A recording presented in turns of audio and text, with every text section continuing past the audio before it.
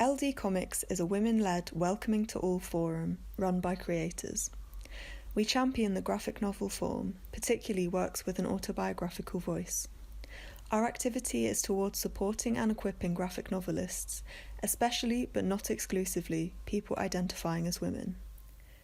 Established in 2009 by Sarah Lightman and Nicola Streeton as Ladies Do Comics, today LDComics is run by a committee of published graphic novelists: Rachel Ball, Emma Burley, Lou Crosby, Wallace Eates and Nicola Streeton. From the start, the core of LDC's activity has been the monthly meetings, hosting presentations from invited guests to a public audience in a welcoming atmosphere for networking and making friends. The introduction of LDC online monthlies aims to replicate the joy and stimulation of our physical meetups. Everyone is welcome.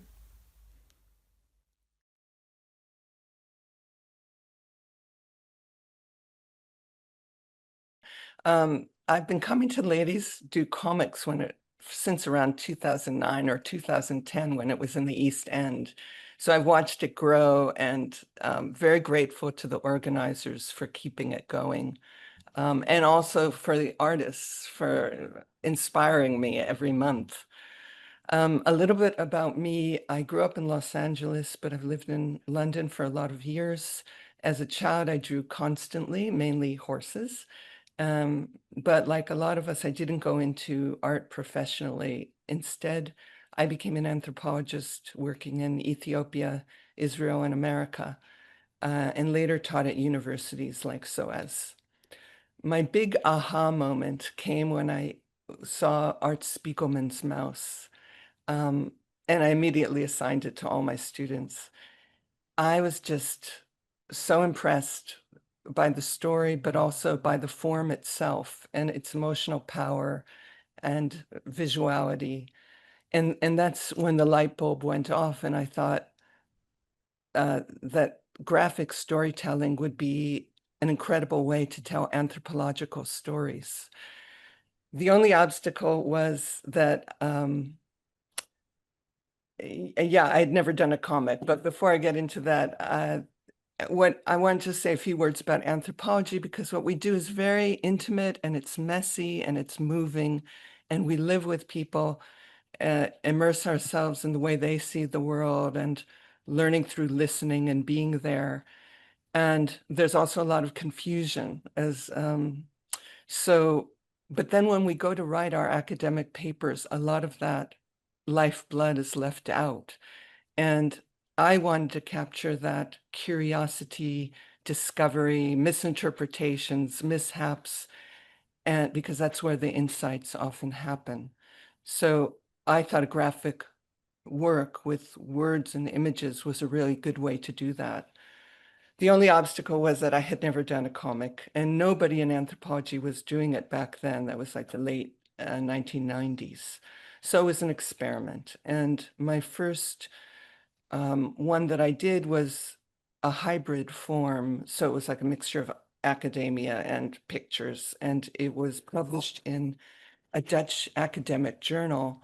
And it was about the mysterious murder of an Ethiopian Orthodox Christian hermit at a public religious event. Not light. So it had a 10-page academic introduction and then 134 panels and a 5-page conclusion. So it was definitely a learning experience. Then life got busy and I was teaching, parenting, and drawing sort of went by the wayside. But there was a story that brought me back, and that was that in the late 1980s, early 90s, I had met a psychic named Elizabeth Nachman, and I started doing side research on her, although my original intent was to go to Ethiopia and do my dissertation work there, but the regime was unstable. It would fall within a year. So I shifted my focus to Elizabeth.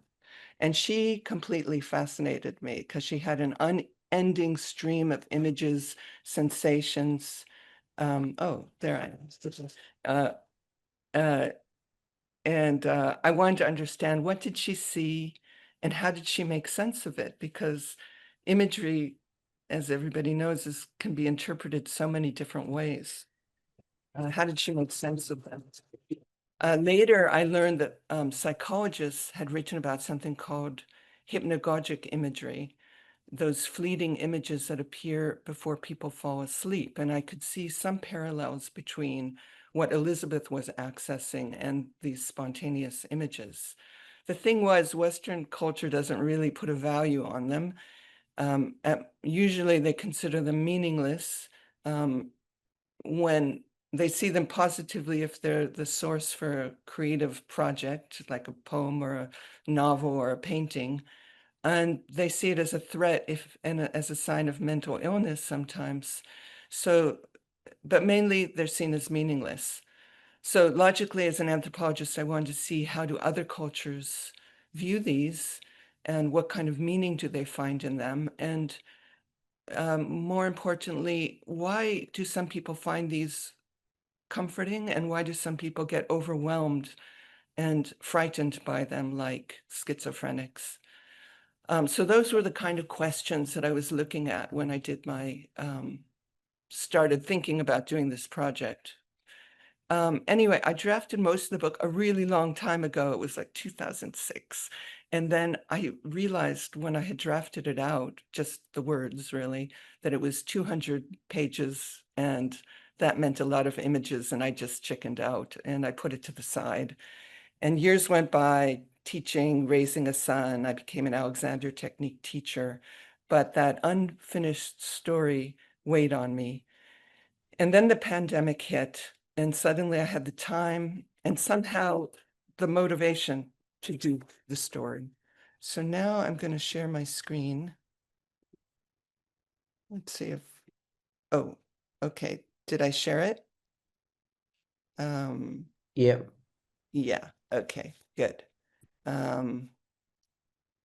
So this book is part memoir, part psychology, part anthropology. And it isn't just a story about a psychic, it's really a reflection on seeing, interpretation, and on uncertainty, which is a word that I keep hearing in these recent days.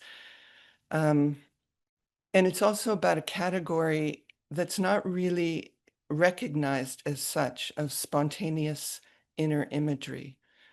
And that's interesting for me because what gets recognized by a culture and what doesn't. Okay, to clarify, my words are in print and Elizabeth's words are in handwriting or cursive. This was an issue with the publishing company because they wondered the cursive's a little bit hard to read. So I'll be reading it to you, so that'll make it easier. But I decided to keep it because I tried to mimic Elizabeth's handwriting and I thought it retained a sort of flavor of her. Okay, so, oh, and this, where I'm taking you now is about 1/3 of the way in. So I'm skipping sort of how I got into the project, but on Amazon, there are sample pages from the beginning and you can read about it there. So in a way, this is a very LA story because it starts in a car. Like other talk show hosts, the counselor cut through to the core issues with penetrating comments. Exceptionally, the counselor, Elizabeth Nachman, did not ask any background questions. She was an intuitive or psychic. Despite my skepticism, I was soon hooked on the show, often lingering in my car to listen to the intriguing dialogues. One day, Elizabeth announced that she would be teaching a weekend workshop on developing intuition. I signed up. Quiet, unpretentious, I liked her. If you're going to blow people's minds, you should be an entertainer, not a counselor. How you deliver your information is as important as the message. To access our intuition, we were to sense and listen to our bodies. We did a lot of breathing and then observed ourselves. I was fascinated by anything involving images or the sensory. The USA had changed while I was abroad, becoming more conservative and more materialistic. And there you can see some of the issues of the 1980s, Star Wars, Libya, US bombing Libya, Reaganomics, Iran-Contra, and some of the popular culture, Dallas Dynasty. In reaction, there was a growing alternative current from the 1960s, now morphed into the New Age. spirituality without dogma, esotericism, non-Western and alternative healing, interconnectedness, human potential movement, body-mind holism, environmentalism. And California was the place. Elizabeth's class fits somewhere in this smorgasbord. Okay, so then I skip a few pages where I explain that I go into anthropology, and here I am, a student of anthropology. Within the list of course offerings was one on life histories and interviewing. I eagerly signed up. The professor suggested interviewing someone who was of genuine interest to us personally. Somehow I had the nerve to ask Elizabeth. She agreed. Interviews took place at her Long Beach skyrise apartment, squeezed between counseling sessions. Getting there was stressful after careening on the 405 freeway. Elizabeth's story. Despite agreeing to the interviews, I had to coax Elizabeth to talk about herself. She just wasn't used to it. I was born in the 1930s to parents raised in the Methodist and Southern Baptist traditions, though neither were religious. My father was in the military and largely absent. My mother was the dominant force, and I had one brother, 8 years my junior. Growing up, I felt like a freak of nature because of my family. Let's see. Oh, there. I would tell them of events I was convinced were happening, but I experienced them early, so they thought I was lying. When I was 3 years old, I was certain that the house 2 doors away was on fire. I became hysterical. My mother took me outside to show me the house was perfectly fine, but within a couple of hours, a fire burned the same house to the ground. So I got ahead in time. Somehow, our common sense conceptions of time and space didn't mean anything to me. When I actually witnessed the fire, the emotions were all gone. It was just, I had already gone through them. Her parents found this all very disturbing. Another story my mother tells. I was a little older and we were driving across country. I got hysterical again and didn't want to go further because of a storm, a terrible storm. I was afraid, said my doll was sick and throwing up, and I actually made myself physically ill. And my mother was very angry because here's this unruly child. At any rate, she kept going and got into the worst storm of her life, and we got stuck. I was curious about how Elizabeth's parents reacted. Remember, my father was in the military and gone 99% of the time. I didn't even meet him until I was 13 months old. My mother really used my father as a weapon. Everything was, I'll tell your father, and your father will deal with this. At dinner time, he would lecture me about my vivid imagination and try to prove that nothing of what I reported was happening. I would just tune him out. So I was always getting into trouble for the things I told people. My mother covered it by explaining that I was lying. One day I told the teacher that my mother was very ill and might die. Of course, the teacher was up in arms and called my mother, who was fine. Well, 3 months later, my mother miscarried, was hemorrhaging, and did almost die. She had a rare blood type and they couldn't locate any blood. Later, I kept telling everyone that I was going to have a baby brother and my mother didn't feel well. And she did have a very difficult pregnancy months later and did not feel well and did deliver a boy. So I would go through all the emotions of worry, grief, fear, sorrow, but ahead in time. I didn't learn how to handle this until I was 12, and even now I can't always separate the two, but I work hard to keep stable. Anyway, my mother did not know how to cope with a child like me. I don't think anyone in those times did. She would tell me to never tell anyone, so I learned to be quiet. She was very much afraid of me. I think she still is today. As a result, I was very withdrawn. By the time I entered high school, I was very cautious about anything I said. I needed to confirm that someone else had seen what I had seen before I spoke, because I never was sure if I was seeing a real person or a spirit. I'm lucky I was able to stay out of a mental institution. The turning point was meeting Dr. Turner, a psychiatrist. He was running a lab at UCLA. Though his research was under the rubric of mental illness, his real interest was in people with extra abilities. I became a research subject. He created a select group of people to be hypnotized. Some were very well adjusted and others were not, but what he was really looking for, he found in me. So we became fast friends. When I was regressed in a hypnotic state, he found out all kinds of things that were guarded childhood secrets that I had suppressed, again, because of my mother, experiences that I had had with my grandmother after she had passed away. When I listened to the playback on his tapes, I was absolutely devastated. I think I came closest to having a nervous breakdown than I ever came in my life. Now, what I really wanted was to be the researcher, to find out what this was all about, but instead I became the guinea pig. I have a very high tolerance for pain because I can detach myself. They began to test how much pain I could stand, poking me with needles, burning me with all kinds of things. It was barbaric. I stayed with it for 2 years thinking I would find answers, but I never did. There's some more pages about her unusual body knowledge experience. Now it's me talking. Faced with someone who seemed so different, I began to ask increasingly specific questions about what she saw and felt.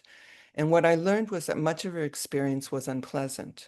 I feel others' feelings in my body. It's like having an open wound. I feel everything. That's why I avoid highly populated places like malls or supermarkets.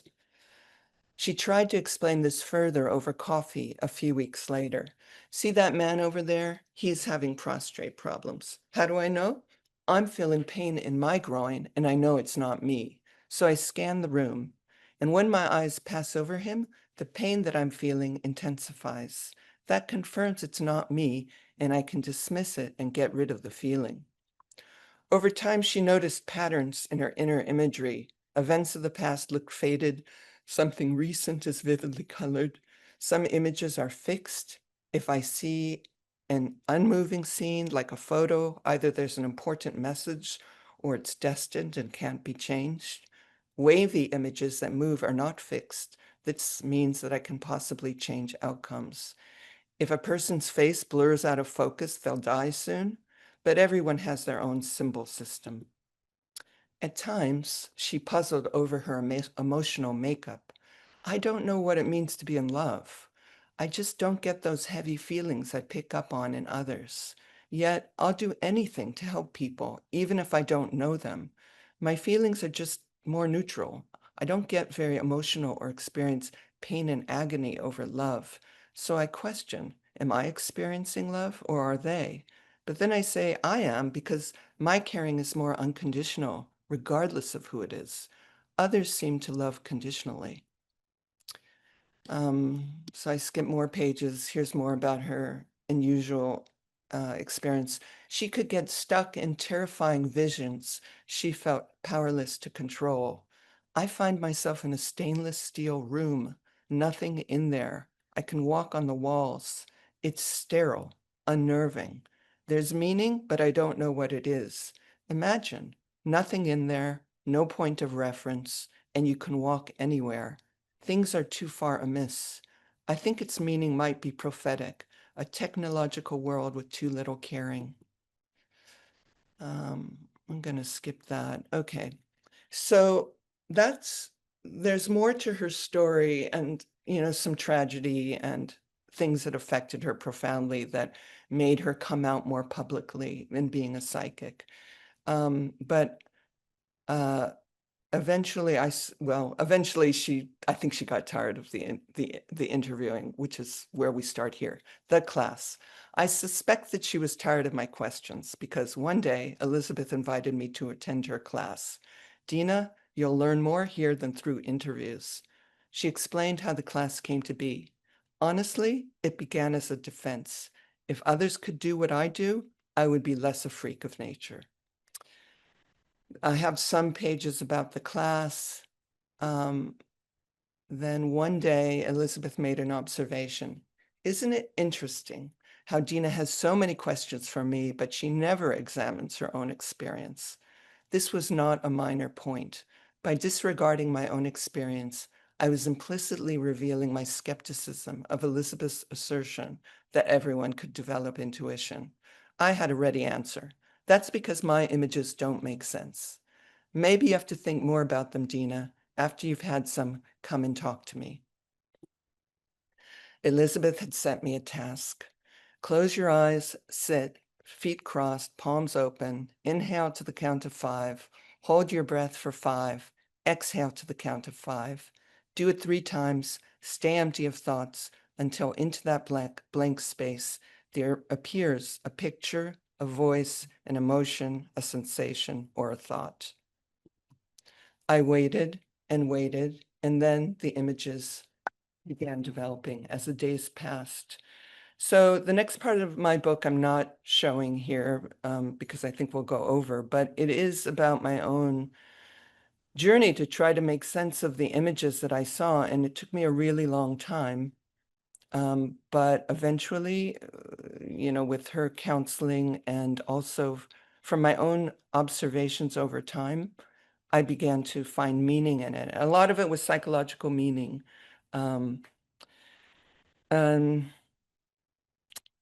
So then after this section, which is really where I come to understand more about imagery, I spent some time in Ethiopia studying Ethiopian Christian Orthodox hermits who have visions in caves where they sequester themselves. And then after that section, I tried to find Dr. Turner, the man who had done research on her. And I think I found him, although I couldn't be totally certain. I think that how am I doing for time now? You're exactly on 20 minutes. So good. Okay, so I'll end there and okay. So I should stop sharing my screen. Oh, I wanted to say one more thing, which is that my book is published by University of Toronto in a special series called Ethnographics. And that is a series which teams up, for the most part, although I did it all by myself, it teams up artists and anthropologists, or rather it finds artists and anthropologists who want to team up. And it's a really interesting series. And I mentioned that to this group because if you know any anthropologists who are eager to have you illustrate their stories, you could submit it to this publishing company. They did a very good job and they were great to work with. Okay, I'm going to stop sharing my screen.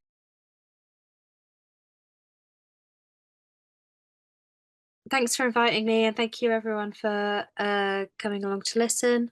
I'm Donya. I'm really excited to be here today to talk about my book, The Witch's Egg. It's just come out last month. Avery Hill Publishing published it. I'm going to start off reading a little bit from the first chapter, and then I thought I'd talk a bit about its content and the whys and the hows afterwards. So hopefully everyone can see this okay. Can hear me okay. Prologue. The reckoning begins. The worms writhe and boil. This is the story of the witch and her daughters, the haunted hateful bird, the prophecy of the Worm King. The witch and the devil make a deal. In the war of heaven, the angels do not want the third coming of the insect angels. They will suppress the holy worms. They are forbidden to love. This has all happened before. The witch sought the devil, and she offered her soul. You can burn the world, avenge your family, he said, but all of your children will belong to the dead. So nothing will come after you if your babe should ever open its eyes. The vortex will open, and the Worm King will rise. First in dreams, then in flesh, he said. The lonely witch, vengeance sated, sought the angel and offered her wicked heart. She who protects the egg, the empress, hovers on the borderlines of the zones. She is conjured and called and bewitched. Can the angel break the devil's curse? It was a spider-web moon, and the imps did wonder. What dark delights wouldst the cat witch conjure? I conjure thee, I conjure thee, I conjure thee. I conjure thee by the sardine queen, by salt and the devil, by black wormy earth, by the deep dark sea, I conjure thee. Oh, it's you. Finally. I've been looking for you. You've haunted my dreams since the stars began taking shape. I saw you in the dark too. You were looking for a hand to hold.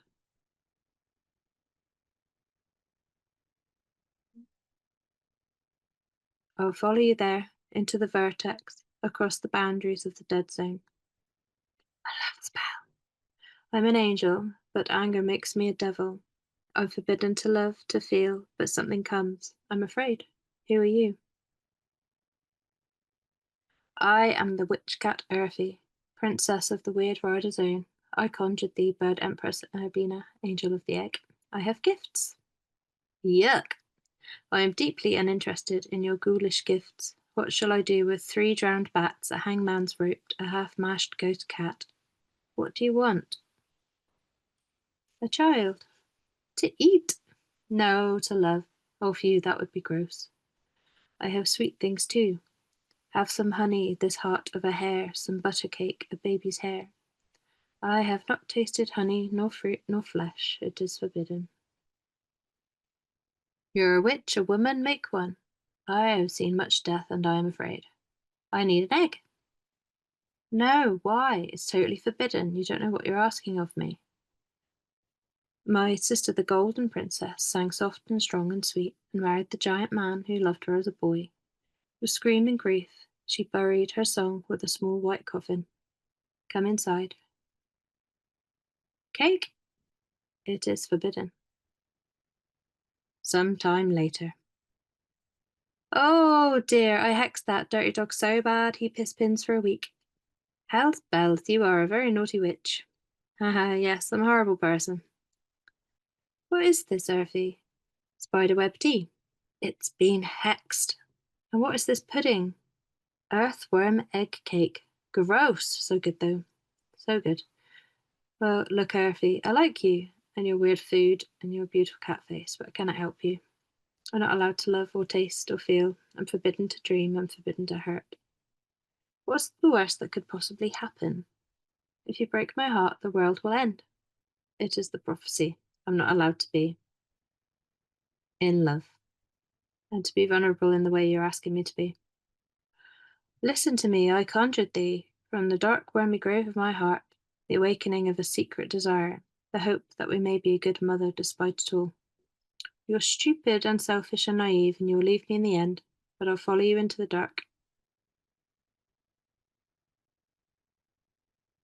I was there before the beginning, before the mountains were shaped, or the first sun, when she made firm, then I was there beside her, angels of the egg, formed by God from the slime of the earth to be loved.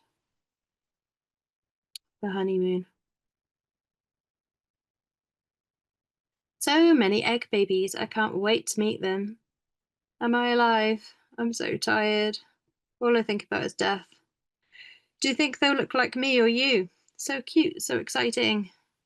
They will not all survive. Some will fall from this nest, some will break their necks. Do you think they'll have wings or witch powers? Will they like me? Some will liquefy into yolk, some will be born dead or live and die while I sleep when I'm not watching because I'm a bad mother.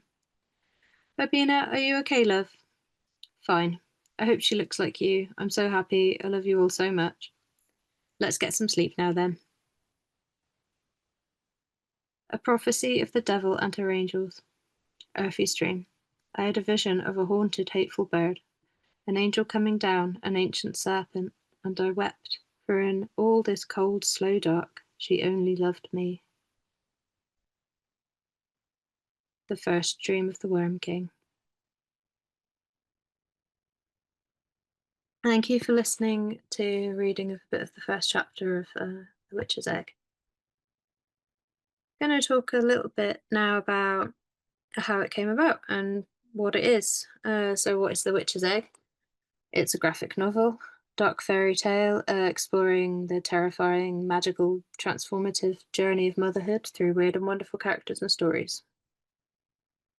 Here you'll find witches and angels, falling in love, apocalypse worms, strange poetry, fairy-led children, devils and imps, and weird family drama. This book is a combination of many years' hard work, beginning actually with a break from comics in 2016. I just needed a break from comics. I'd been making them for a while and had been going to comic fairs and zine fairs, and really I felt like I wasn't sure which direction to go in, and decided to go and do my master's in authorial illustration. I spent a few years making these big, mad, epic watercolor illustrated poetry books full of apocalyptic imagery and, most importantly, creative writing experimentation. I did a lot of things like blackout poetry and cut-up poetry, and using found pieces of writing and found pieces of art to sort of chop up into a collage of different ideas and a big mishmash of things to create something new. So much of the book is written in poetic prose, which you might have noticed in my read through, heavily informed by biblical, fairy tale, and folkloric narratives, as well as occult research and witchcraft. A great deal of my research for this book was in contemporary Cornish witchcraft. I went to the Boscastle Witchcraft Museum, and I bought a lot of books and read a lot, and really got involved with the whole scene down here, and it's really, really informed the story and a lot of the writing. So some of the verses in the book are copies of authentic spells, like from historical context, like this rhyme from Scottish witch Isabel Gowdy. When Gowdy confessed to being a witch, she spun a magical yarn for interrogators, telling tales of covens and pacts with the devil, meeting fairy kings and queens, and even shape-shifting. Really, really riveting stuff. It really, really informed a lot of contemporary occultists and books about witchcraft. You know, a lot of this stuff came from Gowdy and her account of making deals with the devil and practicing witchcraft. So to turn into a hare, Gowdy would chant, "I shall go into a hare, with sorrow and sick and mickle care, and I shall go in the devil's name, aye, while I come home again."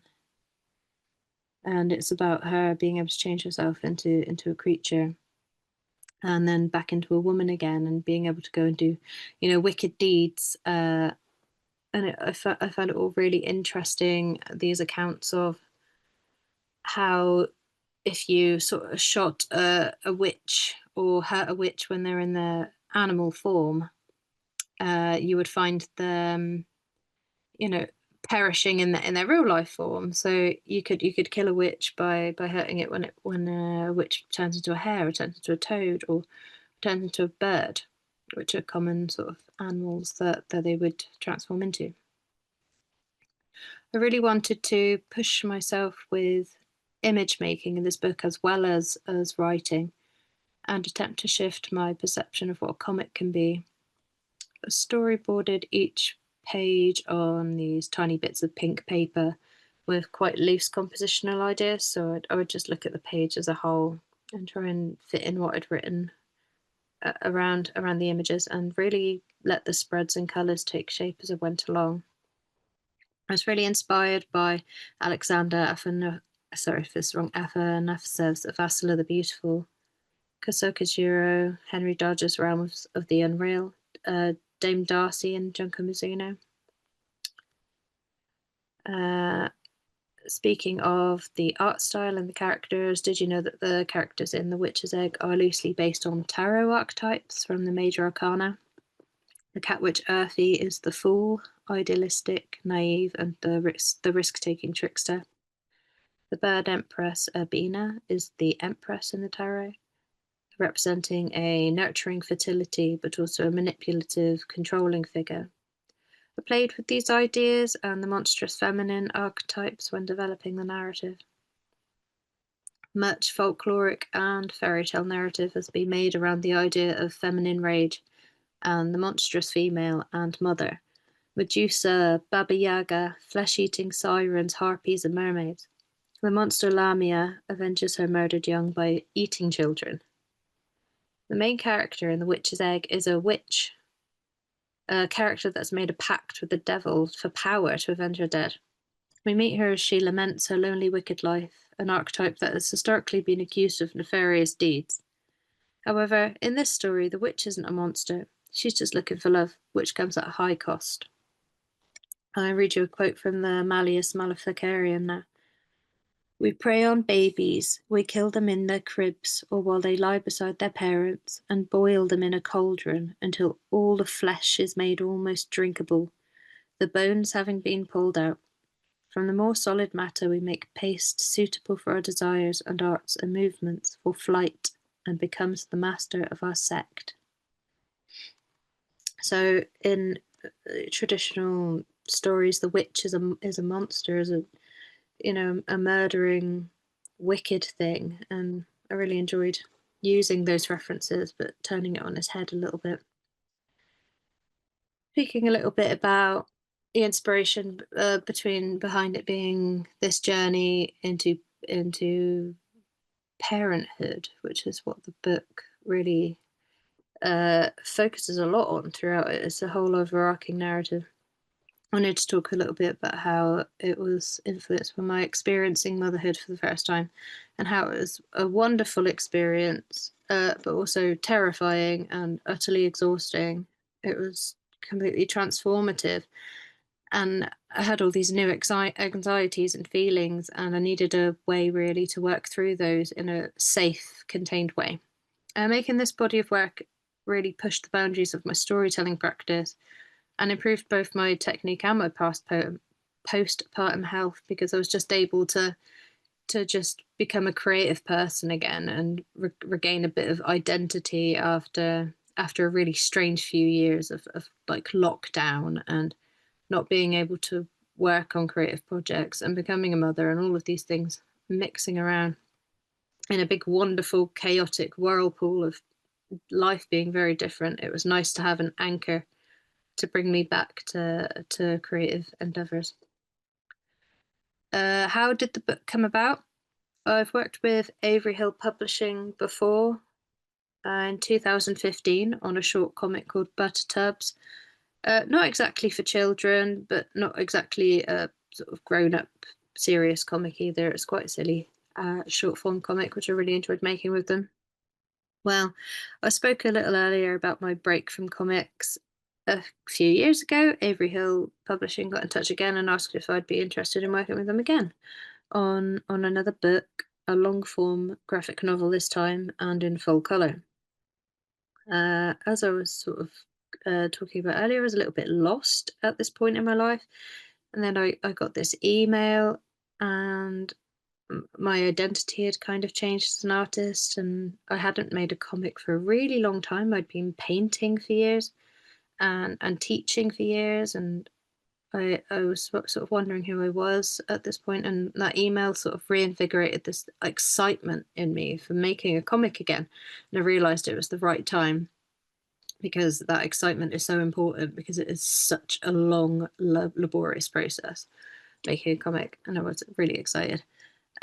So I realised I was excited and really wanted to focus on this creative endeavour, and it was a massive challenge, blood, sweat and tears, most evenings of my life for about a year and a half making this book. And this was the result, and I'm so proud for creating something so cool and weird.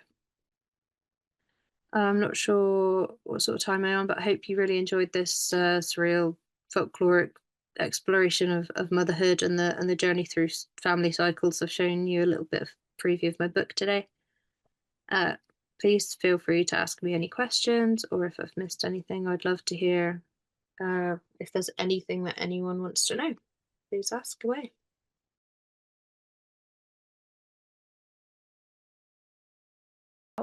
I'm Chrissy. Hello. I'm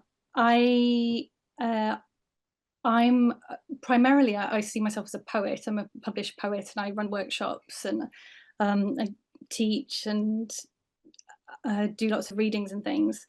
But I've always historically worked in book publishing, in kind of children's books, in non-fiction books, revision guides, all sorts of things, video games, magazines, always working in editorial. And over the years, any friend I had who was working on anything remotely creative, they'd ask me to copy edit or proof their work. And so over the years, I developed this sort of side hustle of proofreading my friends' indie comics, which turned into editing my friends' indie comics, and then primarily also editing my partner's indie comics, which was really fascinating coming into comics from that end of it, sort of seeing the sausage get made before I'd really tasted the sausage. Also, that's a terrible metaphor, but that's a really terrible metaphor, sorry.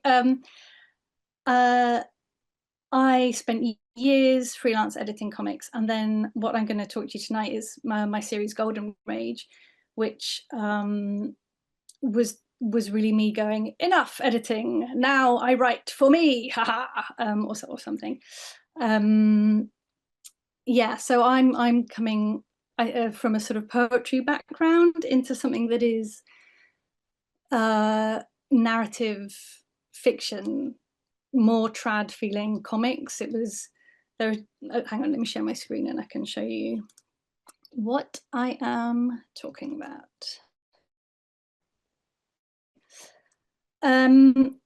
So this one, Mother Knows Best, is the one that is just out in comic shops last week, in fact, that just came out.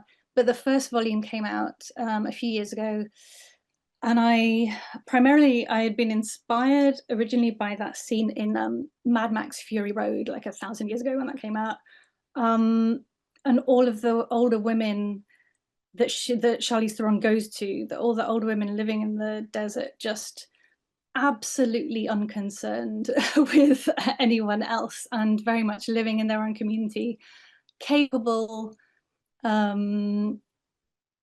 just badass. I think cannot say that word enough, really. And I found it really striking because I was trying to think of any other time when I'd seen on a big screen a whole community of older women in one place being allowed to just be a community of older women. And I felt at the time that there was not enough of that in comics either.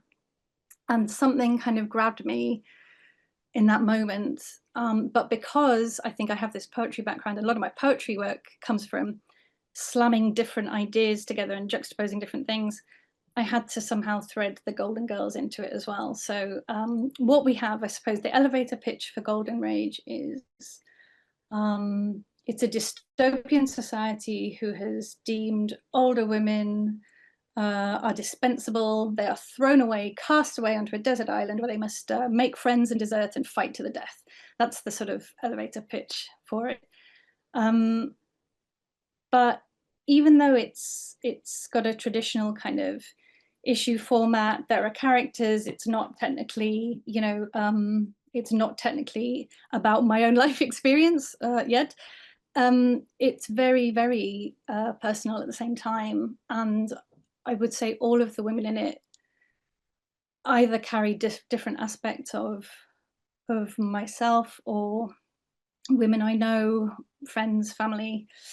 And I love the fact that this sort of the fiction and the plot allows me to develop all of these different strands of different characters to try and tell my story. So yeah, okay. Let me show you. I haven't got like full pages here on the slideshow. I just wanted to show you. This is one of the panels from the first page. So the first issue of the first volume, our point of view character initially, who you might think is the point of view, but that's not really who the story becomes about, is a younger woman who she's experienced early menopause. This is why she has been cast. And she arrives on the island, and it's with thought, oh, women are weak. Everything in society is told older women are weak. And immediately the thing I wanted to do was combat that idea by showing women to be capable, strong, also bloodthirsty, utterly terrifying. So the second and third pages open up into this kind of spread of sort of abject violence, someone being stabbed with a knitting needle, someone, they're stealing luggage, someone's being throttled with their own scarf. This was immediately, the text top is now surrounded by, she says, I never wanted to get old, but now surrounded by grandmas turned murderers, maybe I never would. It's very much I think tongue-in-cheek is the way to put it. To say that it's a full comedy like Golden Girls would be misselling it. To say that it's a complete thriller action like Battle Royale would also not be selling it. It definitely sits somewhere in that sweet spot between the two. So first thing I wanted to do was just dispel this idea of weakness as the default setting. But I also did not therefore want strength to be this weird obligation that everyone has to live up to either, because it's sort of physiologically implausible to a certain point, but also it's about variety and trying to start somewhere so we can then unpick these ideas and tell them with hopefully some more nuance. So some of the things we have is here, 3 panels, the alarm's going off, and they are, as quickly as they can, getting to their feet to defend themselves, but it takes 3 panels for them to stand up because they need to get up slowly and carefully. There are things like that as well that I wanted to feel real in it. I will talk a little bit afterwards in a minute, I mean, about actually the collaboration with the artist and the process of it. But let me just flash through a few of these so you get a sense of the comic first. Something else that was very important to me was doing whatever the opposite of a thigh gap is in comics, but trying to portray more realistic, more credible, and more various body types throughout. And the artist Lauren just did an amazing job. So yeah, this was still in the first issue. I'm just trying to like stake out all of these different things very clearly from the beginning. Of course, everyone has to have like a lovable psycho, I guess. I can't think of any like other word, but you know, this character, okay, so what this character is saying is, oh my gosh, is it just me, or did I totally manage to get here right before you did? And she's brandishing weapon, as all of them are. And the woman that she has her arm around is her mum, the witch, who I lovingly refer to as a bus stop Julie Walters. So we really have an ensemble cast. Like, you start thinking you've got a sense of the point of view character, but really that changes, because all of this comic is not about showing you the dystopian world we've come from. It's about showing you the community that we're now living in, and how these women make their own rules up or don't, how they get to decide things or don't, and what happens once, okay, so society has cast you out, how do you remake your own society?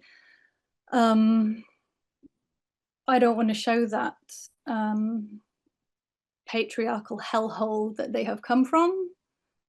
What we see is how the women choose to live instead. Okay, oh, and here's another quirk I would say, Golden Age, is that this comes from the side of me as well. I am interested in different methods of storytelling, and even though this is a very kind of straightforwardly trad plot structure and stuff, I'm interested in story, and I'm interested in art and how we relate to them and how it shapes us. And so in the middle of in the middle of issue 4, there's like a 10-page sequence that's just like a clown performance, where when they're trying to deal with one of the characters that's live, they literally send in the clowns. I have done a lot of clown training myself as well, and I think it's just such an interesting art form, so different to people's expectations of it and so challenging. And the idea of doing a visual clowning performance in a comic, I thought was really interesting. And I think Lauren did an amazing job. It's basically, if the idea is that all of these women, you know, where the starting point is that terrible, you know, Robert Graves infused Maiden Mother Crone thing that he didn't invent, but he definitely popularized.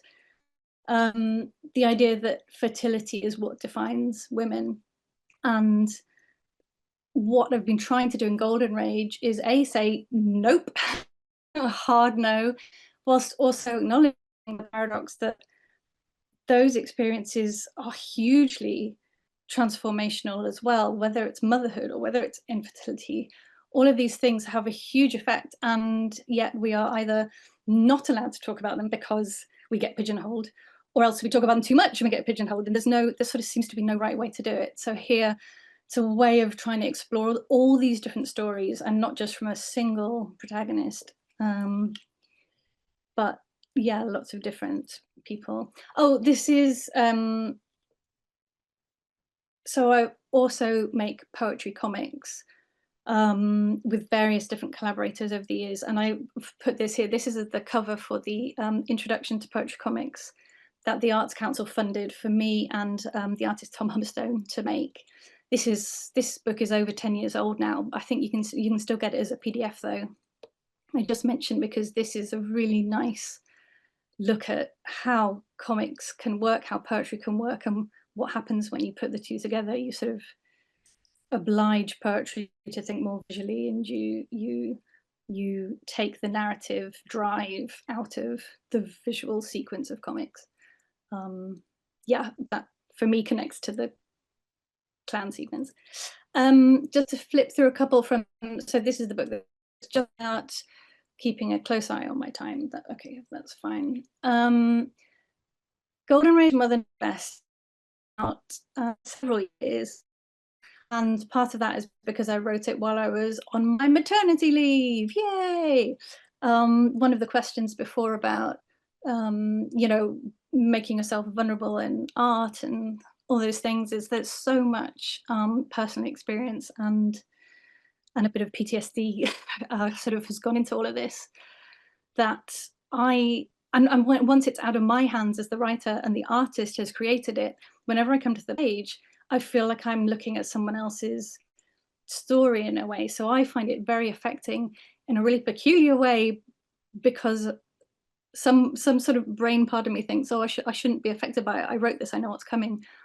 But because Lauren has brought it to life, she's the one who's incarnated it, I find it very, very differently moving every time when I go through it.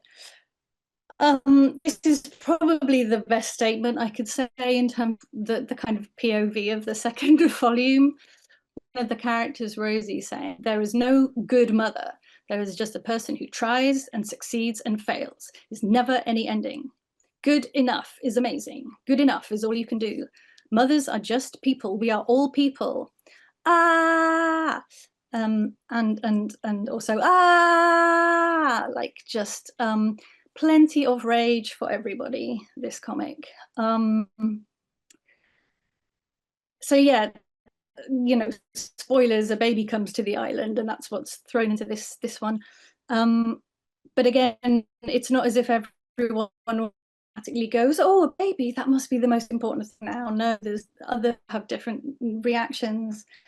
And it's again that sort of intergenerational sort of trauma relationship, all those things that I feel like, or in a way, it's for me being a poet, I feel like I'm able to get out something more directly personal by literally being able to put dialogue in people's mouths in a way that I don't do in my poem, more sort of metaphorical and metaphysical. This is literally like angry women screaming on a beach, and I love that.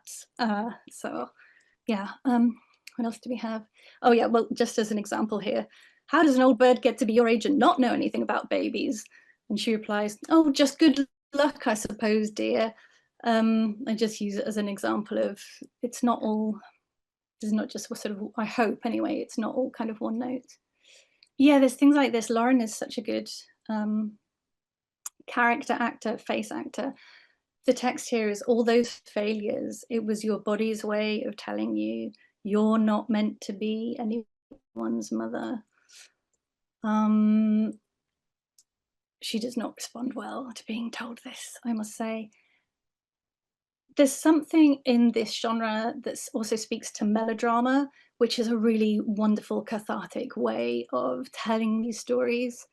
And I think with this character that ends up, you know, temporarily kind of caretaking the baby, I also wanted very much in this to show mothers as dangerous, able to be violent, able to be really good at being really violent also.